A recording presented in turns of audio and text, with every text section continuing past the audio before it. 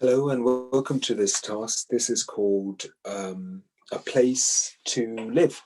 So let's have a look at this. So the place where a plant or animal lives is called a habitat.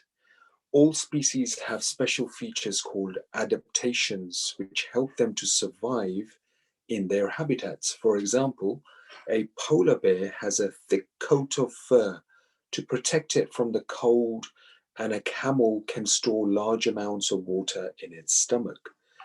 This particular table shows some of the environmental conditions that are important for survival. So these are the environment conditions on the left-hand side, such as temperature, light, water, and oxygen. So why is it important for survival? So temperature is important for survival because this affects the chemical reactions inside the cells of living organisms. When it is cold, organisms slow down. In light, the environment condition of light, why is this important for survival? Because plants need light to make food for photosynthesis. Animals need the food that plants actually make for food. So light is also very important.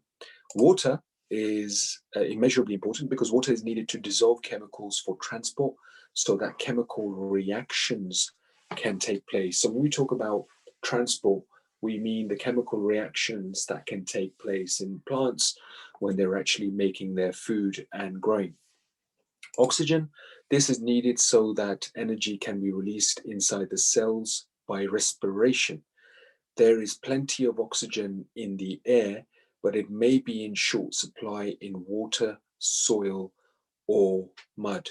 So in this case, we're looking at why it's important, why these environmental conditions are important, especially with regards to plants and animals. And all four of these conditions are absolutely vitally important for the survival of organisms around the world. Okay, so respiration at the bottom, this basically means when cells turn food into energy. That's the meaning of respiration in this case. It doesn't mean breathing. All right, so let's not get confused between the two.